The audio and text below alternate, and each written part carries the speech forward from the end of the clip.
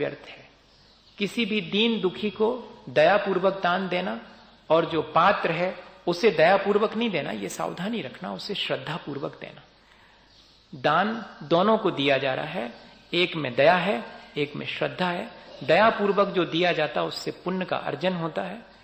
कर्मों की निर्जरा हो ऐसा जरूरी नहीं है, लेकिन जो श्रद्धापूर्वक दिया जाता है, अब पात्र और अपात्र का विवेक करके दिया जाता है, उस दान में कर्मों की निर्जरा भी होती है, वो पारलौकिक दान हो जाता है। लेकिन करुणा दान देने का भी निषेध आचार्य भगवंतों ने नहीं किया है। एक बहुत बड़ा उदाहरण, अभी तक तो जैन समाज में छोटे मोटे उदाहरण तो बहुत हैं, लेकिन एक बहुत बड़ा उदाहरण करुणा दान का, और जिस पर कि सभी को गौरव है, होना भी चाहिए। इंदौर में मैंने शायद ये घटना कभी, मुझे याद है कि यहाँ किसी कॉलोनी में सुनाई थी, पर आज फिर से उसे रिवाइज करता हूं।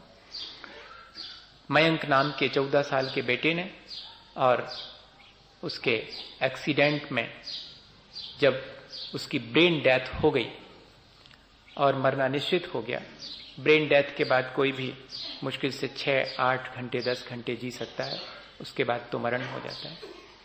लेकिन बॉडी का फंक्शन सारा कुछ चलता रहता है, हार्ट बीटिंग चलती रहती है। ब्रेन डेथ पर हो गई,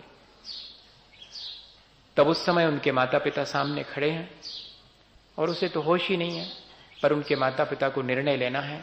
डॉक्टर्स कह रहे हैं कि इसकी दोनों किडनी आप चाहें तो किसी और के काम आ सकती हैं, दोनों आंखें किसी और के काम आ सकती हैं, शरीर का और कोई अंग तो काम नहीं आ सकता, लीवर ट्रांसप्लांट नहीं होता, स्प्लीन ट्रांसप्लांट नहीं होती, ना इंटेस्टाइन कोई काम की रह जाती है। अगर चाहें तो इसके शरीर की पूरी स्किन दूसरे के लिए काम आ सकती है। आप क्या ये सब इसके शरीर का देना पसंद करेंगे, जिसका एक ही बेटा हो और बाद में जिसकी लाश भी नहीं मिलने वाली है? उन माता पिता के सामने एक बहुत बड़ी चुनौती है। बताइएगा क्या डिसीजन लेंगे आप? नहीं नहीं, हमारे बेटे को हमें वापस लौटा दो, मर रहा है तो मरने दो, हम कुछ नहीं देते इसके शरीर का, यही कहेंगे। लेकिन उन दोनों ने तुरंत फुरत अत्यंत दया और करुणा से भर करके कि यदि मेरे बेटे की तो डेथ 6 घंटे के बाद होने ही वाली है, अब वो तो जीवित रहने वाला नहीं है, यदि इसके द्वारा किसी और को जीवन मिलता है तो हमें स्वीकार है, साइन कर दिए। और आज भी 2 लोग हैं जिनको एक एक आंख मिली है जिससे कि वे देख पाते हैं, और 2 लोग हैं जिनको कि एक एक किडनी मिली है। ऐसे 4 लोगों को और एक व्यक्ति को पूरी की पूरी प्लास्टिक सर्जरी, जो 80% वर्न हो गया था, जल गया था, उसको पूरी उसकी स्किन ट्रांसप्लांट करके लगा दी गई। आप विचार करते रहना और मेरे से क्रॉस क्वेश्चन करते रहना, बाद में करते रहना। अभी तो थोड़ा मन बनाओ कि ऐसा करना चाहिए कि नहीं करना चाहिए, ये बाद को कर लेना। लेकिन विचार करिएगा कि ऐसे संवेदनशील क्षणों में उनके माता पिता ने क्या निर्णय लिया। और वे जो 5 लोग हैं, वे भगवान के फोटो के साथ 14 वर्ष के उस बेटे का भी फोटो रख करके अगरबत्ती लगाते हैं, कहते हैं कि हमने भगवान को नहीं देखा, लेकिन हमारे लिए जीवन देने वाला यही भगवान है। ऐसे करुणा दान की भी चर्चा आचार्य भगवंतों ने करी है। हम लोग भूल गए हैं इस तरह की चीजें करना। अब हमारे नेचर में तो तर्क करना, हमारे नेचर में तो बुद्धि का इतना अधिक विकास हो गया है। हम लोग जितने हार्दिक होना चाहिए उतने हार्दिक ना होकर इतने बौद्धिक हो गए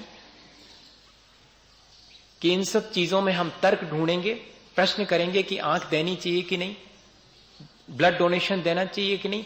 अपने परिवारजनों पर विपत्ति आ जाए तो 100 उपाय करेंगे, लेकिन दूसरे के आया है तो क्वेश्चन करेंगे। जिनेन्द्र वर्णी ने लिखा कि मुझे नहीं मालूम कौन योग पात्र है, लेकिन 100 लोग हैं, उनमें कोई एक योग पात्र है, मुझे उसे देना है, लेकिन मैं कैसे पहचानूं कि ये योग्य है? इसलिए मैंने तो 100 को ही दे दिया, 99 को नहीं देना था ये मुझे मालूम है, लेकिन वो एक कौन है जिसे देना चाहिए ये नहीं मालूम, इसलिए मैंने 100 को दे दिया।